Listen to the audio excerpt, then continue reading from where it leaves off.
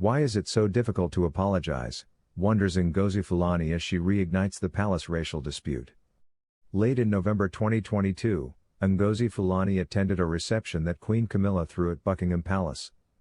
Ngozi Fulani, a charity executive, has brought attention back to the Buckingham Palace racial controversy that initially surfaced in late November 2022. A palace spokesperson claimed that the promises made to Ms Fulani in late 2022 have been kept when Ms Fulani appeared on ITV's Good Morning Britain this morning. As a result, Ms Fulani, the CEO of the Sistah Space organization, revealed that the palace has once again failed to directly apologize to her. The palace changed its remarks after being contacted by the program of Ms Fulani's prepared remarks. For the avoidance of any mistake, we are extremely sorry for the situation that occurred and apologize for the anguish and difficulties it brought to Ms Fulani, according to a portion of the statement read aloud by TV host Richard Madeley. But, Ms Fulani stated to the TV hosts, whom did they apologize to? If you're sorry, please say so, if not, your behavior speaks for itself. Later, she added, it's hardly an apology if you have to ask someone for one. So to ensure that everyone understands, I am making this statement. I fail to see why saying I'm sorry is so difficult. You invited me, you know where I am, and you know how to apologize. If you are sorry, express it, if not, I understand.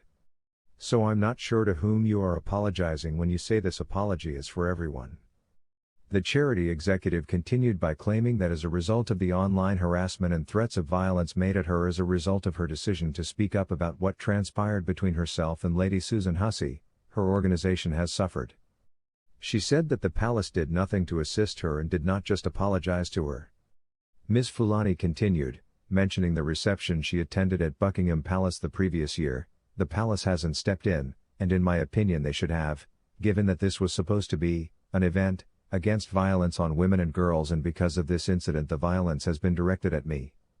As a result, I have temporarily resigned from my position as CEO.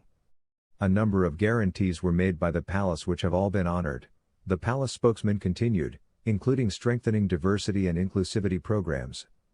The charity had to pay for PR to fight back against internet harassment, Ms Fulani continued, because Sistah Space users and the community couldn't access it effectively.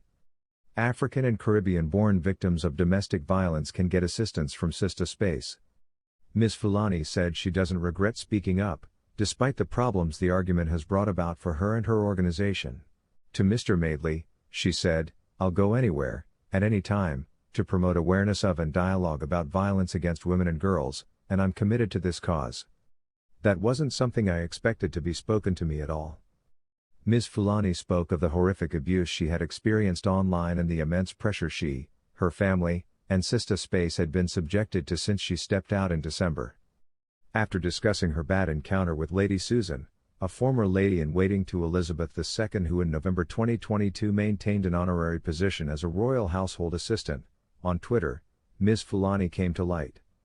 The charity worker attended a reception hosted by Queen Camilla at Buckingham Palace, which included organizations and decision-makers united in their battle against domestic violence. Ms Fulani asserted at the ceremony, Lady Susan kept approaching her and interrogating her about her ethnicity and the origins of her people, while also caressing her hair to read her name badge.